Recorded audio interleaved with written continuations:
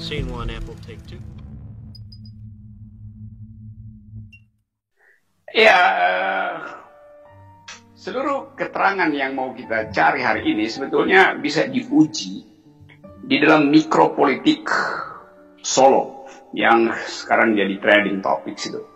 Kenapa Solo? Karena orang ingin lihat konsistensi dari demokrasi di dalam peristiwa politik di Solo.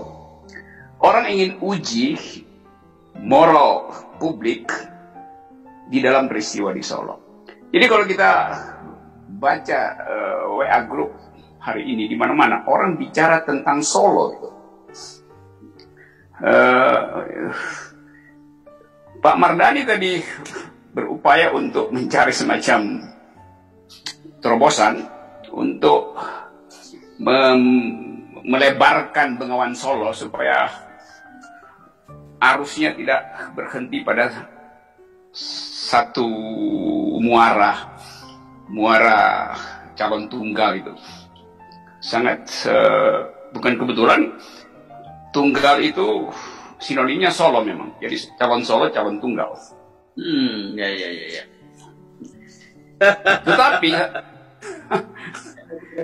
Tapi saya mau lihat dengan cara lain. Saya mau usulkan supaya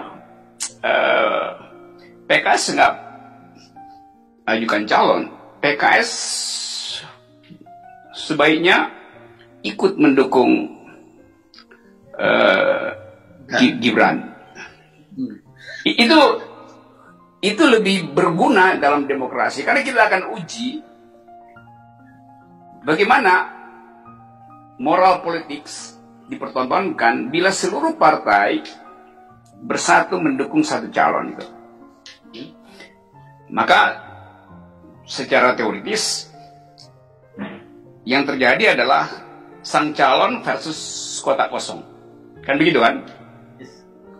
Tapi saya nggak takut kalau kotak kosongnya menang. Yang saya takut kalau otak kosong yang menang itu. Jadi publik ingin lihat itu. Ujiannya di situ.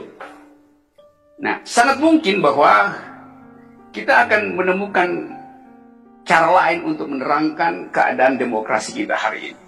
Mungkin namanya bukan lagi oligarki. Pasti bukan demokrasi. Mungkin kita sebut sebagai bapak krasi itu. Kekuasaan bapak. Yang bisa mengatur bahkan transaksi tukar tambah. Dan kita akhirnya harus menerangkan tadi Fadlizon mengatakan bahwa indeks demokrasi kita menurun. Saya nggak peduli indeks demokrasi menurun, harga menaik.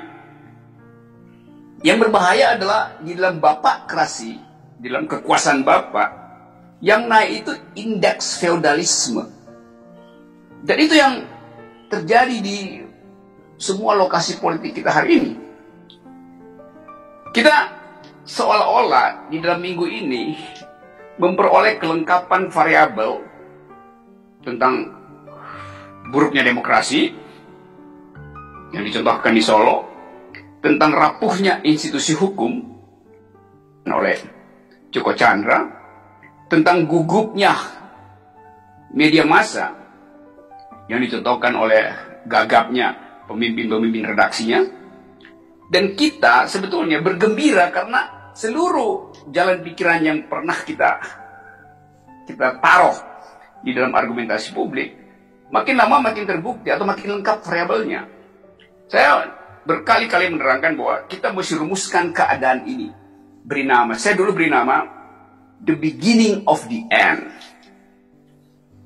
Bermulanya sebuah akhir. Dan kita makin lengkap keadaan itu. Jadi seluruh suasana yang biasa disebut political decay, pembusukan politik, berlangsung hari ini. Nah, orang bertanya, bagaimana cara mencegah ini? Saya berpikir buat apa dicegah? Karena ini memang rumus sejarah yang sedang berlangsung. Intervensi subjektivisme juga nggak ada gunanya.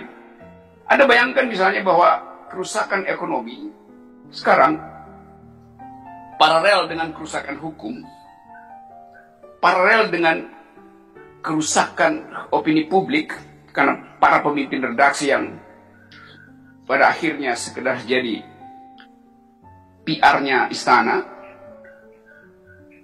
bergabung dengan keresahan emak-emak di WA Group setiap pagi. Setiap kali kita baca WA Group, kita lihat keresahan emak-emak. Bergabung dengan WA Group para dokter yang memberi sinyal buruk pada penanganan COVID. Bergabung dengan WA Group alumni-alumni UI, ITB, macam-macam.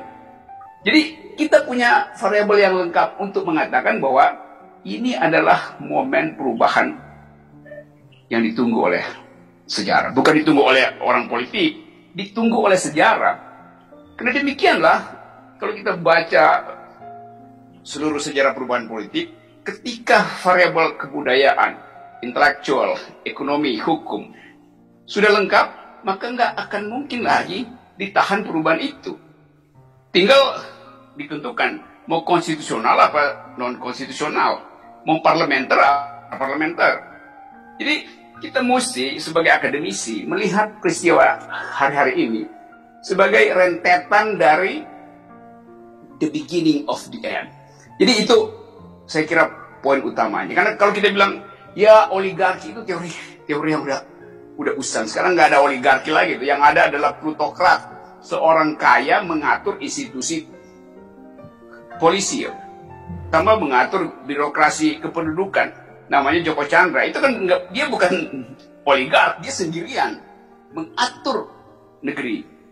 Dan nggak ada orang yang mengucapkan bahwa kenapa presiden tidak kasih public address terhadap keadaan yang memburuk ini. Presiden adalah kepala negara yang membrief polisi supaya bikin tim pencari fakta kasus Novel Baswedan. Sekarang udah 2 minggu isu ini beredar, presiden diam aja. Tentu ada keterangan, presiden tidak boleh intervensi pada proses pengadilan. Memang sebagai presiden dia tidak intervensi. Tapi sebagai kepala negara dia mesti kasih sinyal bahwa kasus Novel Baswedan tidak sesuai dengan keinginan publik untuk melihat keadilan. Karena presiden yang perintahkan bentuk TPF, jadi dia bertanggung jawab terhadap hasilnya mestinya. Jadi saya menganggap bahwa memang kalau kita mau falsifikasi itu udah nggak cukup waktu tuh. Nah borok itu kalau dia udah sampai pada di tulang, kalau boroknya udah menggerogoti tulang, nggak bisa lagi diatasi dengan antibiotik atau di plester. Dia mesti diamputasi, digergaji. Nah itu yang saya kira cara kita menyelesaikan persoalan hari ini. Tentu ada problem diskusi hukum, diskusi konstitusi, disebut makar, disebut tidak. Kita mesti katakan bahwa persiapan untuk memulai satu era baru per hari ini sudah ditunjukkan gejala-gejalanya oleh peristiwa-peristiwa konkret dalam 1 minggu ini. Jadi kalau tadi dikatakan oleh Mardani, ya fajar menyingsing, ya betul. Iya, fajar menyingsing. Pepatah mengatakan the darkest hour is that before the dawn. Yeah. Saat yang paling gelap adalah sebelum fajar tiba. Nah, sekarang kita ada pada saat yang paling gelap. Jadi pastikanlah bahwa fajar itu harus tiba, harus terbit matahari sebelum 2024. Terima kasih.